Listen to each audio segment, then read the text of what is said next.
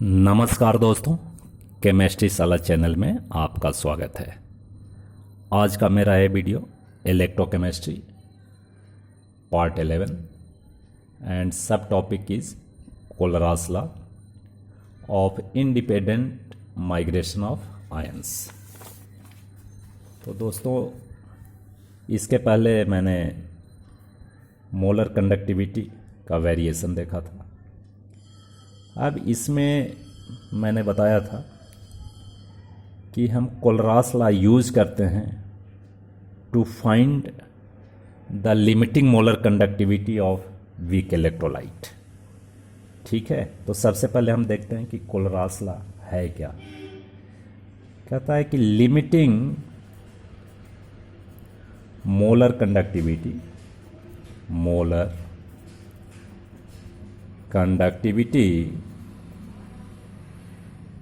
of an electrolyte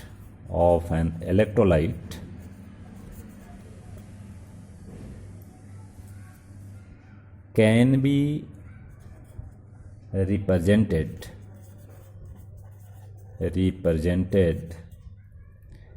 as the sum of the individual contribution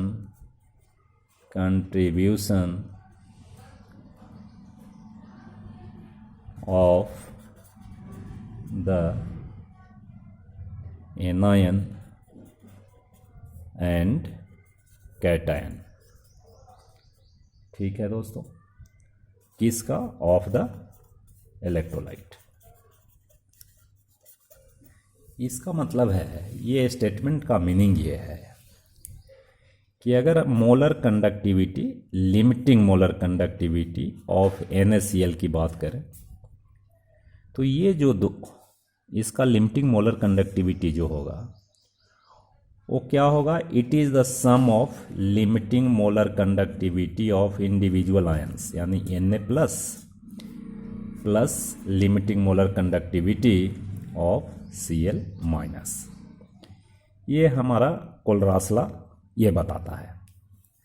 जैसे मान लो limiting molar conductivity of CaCl2 दे दिया, तो दिस इज इक्वल टू क्या होगा?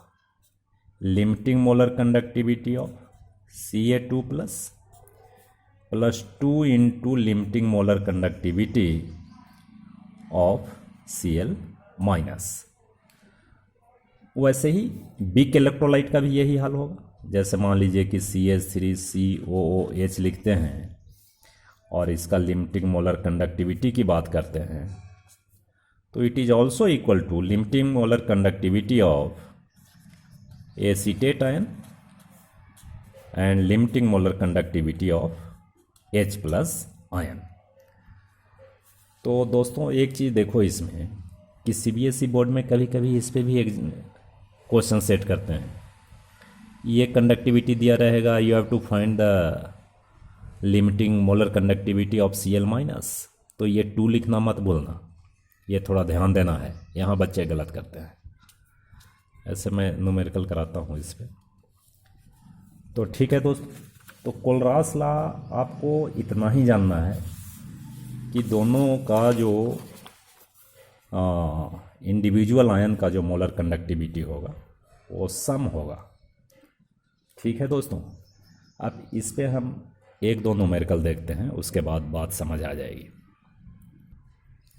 ये देखो, बहुत ही बढ़िया क्वेश्चन है कि limiting molar conductivity for NaCl, HCl and sodium acetate, ये तीनों स्ट्रॉन्ग इलेक्ट्रोलाइट हैं भाई।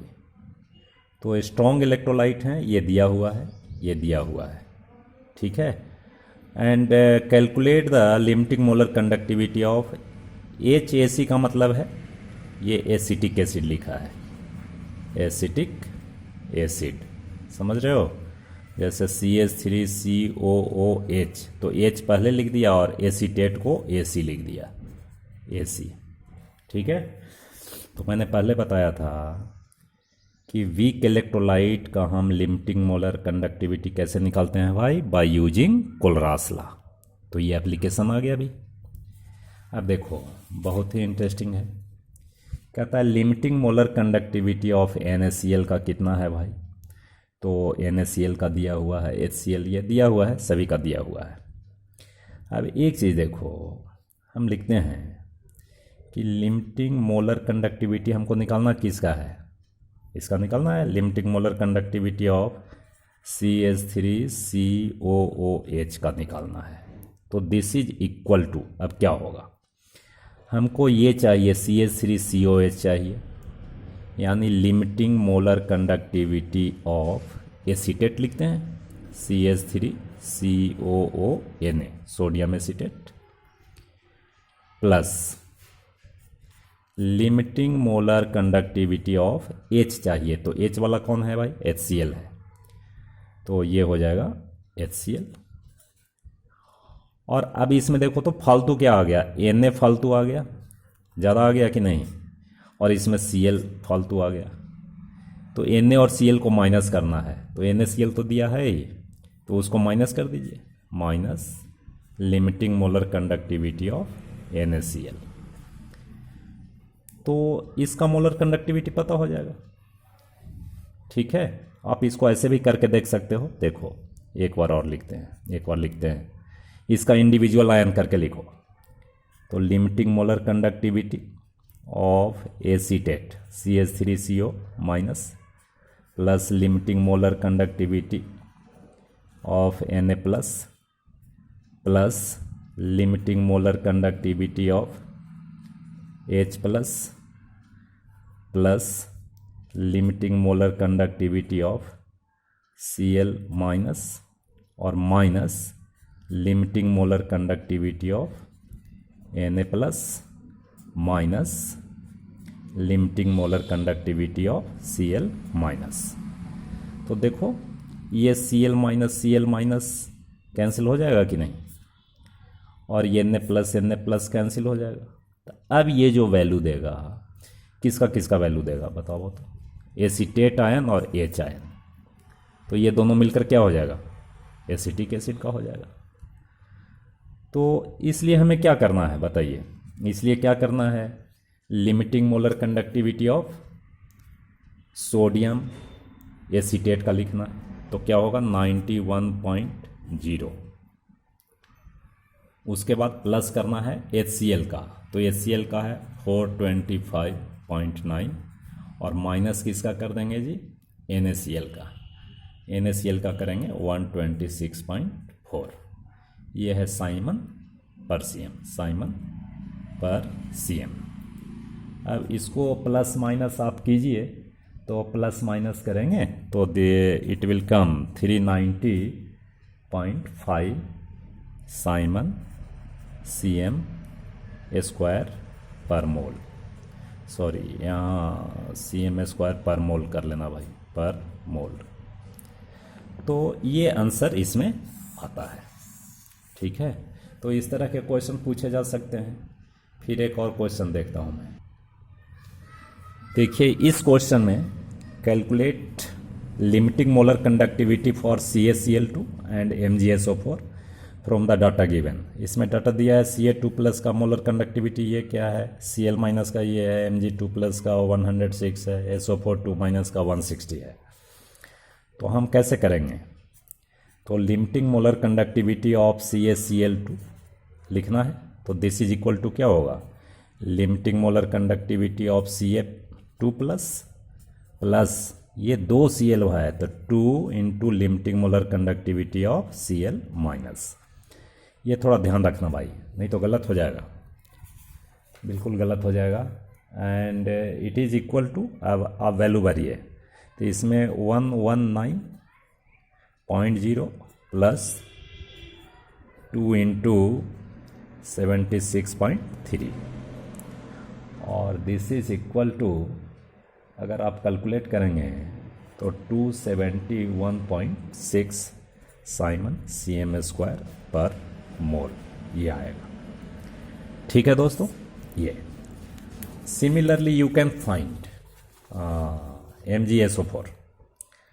तो limiting molar conductivity of MgSO4 तो MgSO4 का तो आसान हो गया, इसमें कुछ मल्टीप्लाई नहीं करना है। Mg2 plus limiting molar conductivity of SO4 2 minus. तो सिंपली इसमें ऐड कर दीजिए, Mg का 106 प्लस SO4 का 160 and this is equal to 662 siemens cm² पर मोल। तो ये आंसर हो गया। ठीक है दोस्तों, तो और भी एक क्वेश्चन और देखते हैं। इस क्वेश्चन में देखो कि the molar conductivity of 0.025 mole per litre methanoic acid is 46.1 siemens cm per मोल। ये दिया हुआ है मोलर कंडक्टिविटी और ये कंसंट्रेशन दिया हुआ है। Calculate the degree of dissociation, degree of dissociation निकालना और डिसोसिएशन कांस्टेंट निकालना है। Limiting molar conductivity of H plus and limiting molar conductivity of HCO minus methanoate ion, ये दोनों का दिया हुआ है। तो मिथानोइक एसिड का हम लिमिटिंग मोलर कंडक्टिविटी पहले निकाल लेते हैं। तो limiting molar conductivity of HCOOH, this is equal to क्या होगा भाई, ये लिमिटिंग। तो limiting molar conductivity of H plus plus limiting molar conductivity of HCO minus. ठीक है दोस्तों, अब इसको हम ऐड करते हैं, बहुत ये सिंपल ऐड कर दीजिए। क्या हो जाएगा ये 349.6 प्लस 54.6। तो ये आपका अगर कैलकुलेट करोगे तो आएगा 404.2 साइमन cm² पर मोल। ठीक है, तो लिमिटिंग निकल गया। अब हम अल्फ़ा निकाल सकते हैं जी। तो अल्फ़ा इक्वल टू क्या होता है, अल्फ़ा, अब देखो अल्फ़ा निकालते हैं, डिग्री ऑफ डिसोसिएशन। तो ये मैंने बताया है lambda m upon lambda naught m, यानी limiting molar conductivity at any concentration upon molar conductivity, limiting molar conductivity and this is molar conductivity. तो इसको आप ये दिया हुआ है मोलर कंडक्टिविटी दिया हुआ है 46, तो 46.1 अपॉन लिमिटिंग कितना आ गया 404.2। तो दिस इज इक्वल टू, आप कैलकुलेट तो आपको करना है 114। ठीक है, ये डिग्री ऑफ डिसोसिएशन निकल गया। अब डिग्री ऑफ डिसोसिएशन तो निकल गया भाई, ये हो गया degree of dissociation, this is alpha. अब कह रहा है कि डिसोसिएशन कांस्टेंट निकालिए, तब तो इक्वेशन लिखना पड़ेगा। क्या है equation, COH it dissociate into HCOO minus plus H plus ion. अब ये बताओ कि क्या होता है K इक्वल टू, जैसे हम 1 लिखते हैं, यहाँ 0 और 0 लिखते हैं, अल्फ़ा डिसोसिएट हो गया तो ये अल्फ़ा और ये अल्फ़ा बनेगा। अगर कंसंट्रेशन C है तो C लिख दीजिए, C लिख दीजिए। और K की वैल्यू क्या लिखते हैं भाई, C alpha into C alpha upon C1 minus alpha, C cancel and this is equal to C alpha square 1 minus alpha. अब देखो, अब इसमें सारा वैल्यू भर दीजिए। अब सारा वैल्यू क्या क्या भरेंगे भाई, सब कुछ दिया हुआ है। ठीक है, अब बताओ K की वैल्यू, डिसोसिएशन कांस्टेंट की वैल्यू क्या होएगी। थोड़ा आप ऐसा कर लीजिए, कंसंट्रेशन इज 0.025 कंसंट्रेशन, तो यहाँ लिखो 0.025 इंटू अल्फ़ा स्क्वायर। तो अल्फ़ा स्क्वायर कितना आया है भाई, तो आया है 0.114, इसका स्क्वायर कर लीजिए, और 1 माइनस 0.114। अब ये सारा आपको कैलकुलेट करना है। अब कैलकुलेटर से कीजिए, ऐसे आपको प्रैक्टिस करना है, क्योंकि एग्ज़ाम में कोई भी कैलकुलेटर अलाउ नहीं है भाई।